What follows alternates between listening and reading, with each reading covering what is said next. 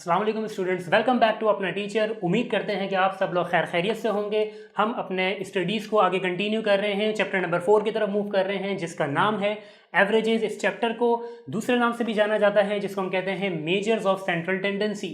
इस चैप्टर में स्टूडेंट्स हम टोटल 3 तरह की कैलकुलेशन सीखेंगे, जिनका नाम है मीन, मीडियन और मोड। मीन को हम इस नाम से भी जानते हैं कि नॉर्मली उसको हम आम तौर पर उसको कह रहे होते हैं कि ये एवरेजेस होती हैं, जिसको इस चैप्टर में एक और नाम से आप देखेंगे, अरिथमेटिक मीन के नाम से। तो स्टूडेंट्स हम आगे बढ़ रहे हैं अपनी लेक्चर को कंटिन्यू करते हुए।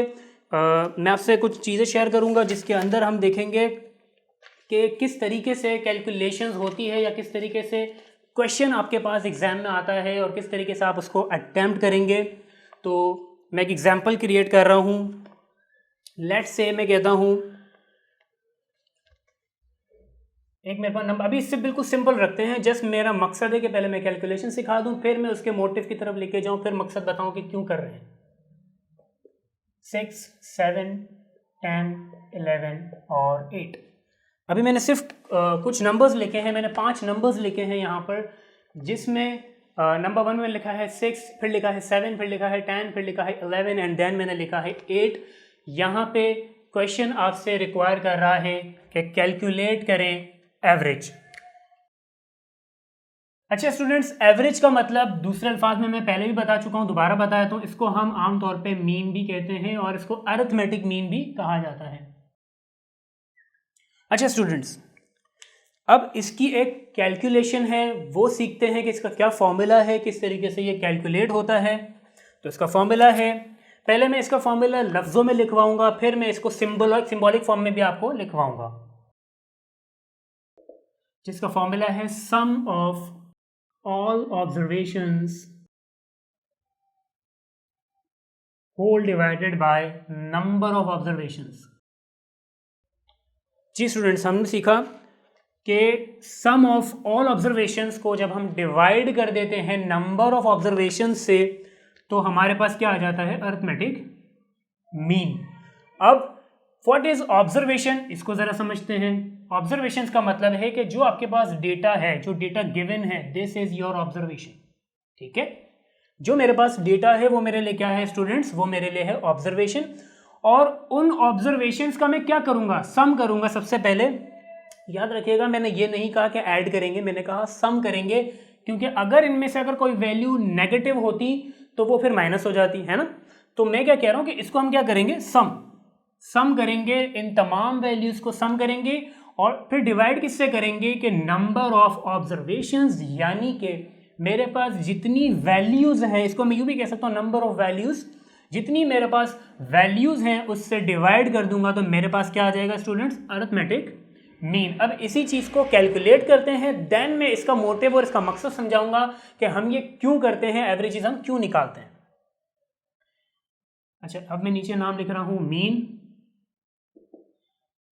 सारी वैल्यूज को देखें, एक तरीका तो हमारे पास ये है कि सबसे पहले हम कर लें इसकी सीक्वेंसिंग, यानी कि इसको ऑर्डर दे दें। लेकिन अगर आप डायरेक्ट भी करना चाह रहे हैं तो आंसर पे कोई फर्क नहीं पड़ेगा, लेकिन प्रैक्टिस आप यही रखें कि आप सबसे पहले इसको एक ऑर्डर दें। 6, 7 प्लस 8 प्लस 10 और फिर प्लस 11। आपने देखा मैंने इसको ऑर्डर दिया, इसकी अरेंजमेंट की पहले 6, 7, 8, 10, 11 और इन सब के बीच में चूंकि कोई साइन नहीं है, दैट मीन्स कि ये तमाम की तमाम वैल्यूज पॉजिटिव हैं, तो मैंने इनके बीच में प्लस की साइन लगाई। अब ये भी बताऊंगा कि इफ इसमें कहीं पे कोई नेगेटिव वैल्यू होती है तो उसको किस तरीके से करते हैं, नेक्स्ट स्टेप में हम सीखेंगे इंशाल्लाह। अच्छा स्टूडेंट, अब बात आ गई नंबर ऑफ ऑब्जर्वेशन। जरा काउंट कीजिएगा, 1, 2, 3, 4 एंड 5, यानी कि टोटल मेरे पास जो ऑब्जर्वेशन है वो है नंबर ऑफ 5। अच्छा स्टूडेंट्स, अब इसको कैलकुलेट करते हैं हम। मीन इज इक्वल टू, अब मैं क्या कर रहा हूं, 6 + 7 13, 21, 31 और 11 42।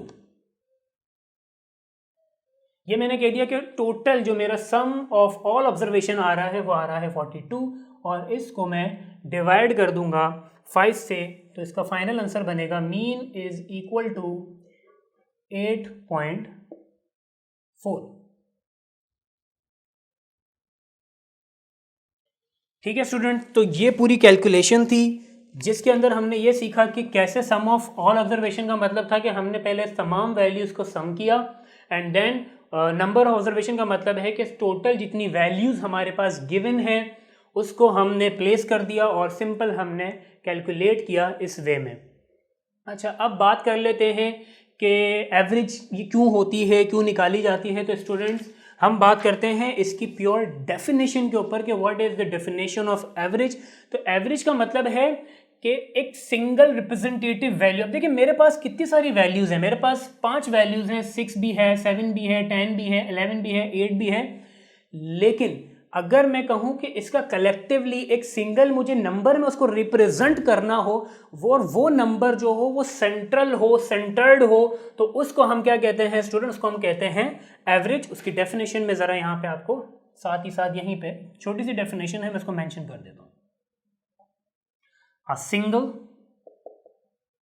representative or represented value which is centered, यानी कि मेरे पास 5 वैल्यूज हैं, तो इन 5 वैल्यूज का मैंने एक सिंपल एक वैल्यू का आंसर निकाला विच इज 8.4, और वो इसको मैं कंसिडर कर रहा हूं कि ये इस पूरे 5 नंबर का एक मजमुआ एक नंबर बन रहा है, जिसको मैं कह रहा हूं कि ये सेंट्रलाइज्ड हुआ हुआ, ये सेंटर्ड में है, और वो नंबर क्या बन रहा है स्टूडेंट्स? 8.4। यानी कि मैं कह रहा हूं कि ये 5 वैल्यूज हैं और इसकी हम उर्दू जबान में कहते हैं ना कि औसत, इन 5 नंबर की जो औसत है वो है 8.4, यानी कि इन 5 नंबर्स की जो एवरेज बन रही है स्टूडेंट्स वो है 8.4। इसकी सिंपल कैलकुलेशन है जिसमें हमने सीखा कि सम ऑफ ऑल ऑब्जर्वेशन, सारी की सारी वैल्यूज को आप सम कर दें, देन उन तमाम वैल्यूज को आप डिवाइड कर दें उनकी क्वांटिटी से, यानी कि इनका काउंट करेंगे। टोटल 5 है तो मैंने डिवाइड किया 5 से, and then what we get mean, यानी कि अरिथमेटिक मीन, और दूसरे अल्फाज में इसको हम कहते हैं एवरेजेस। तो मिलते हैं आपसे न्यू वीडियो में, नेक्स्ट वीडियो में, जिसमें हम डिस्कस करेंगे इसका अगला स्टेप, जिसमें हम देखेंगे कि नेगेटिव वैल्यूज आ जाएं तब क्या होगा, या फिर डेसिमल डेटा हो तब क्या होगा। मिलते हैं आपसे अगली वीडियो में, तब तक के लिए अल्लाह हाफिज़।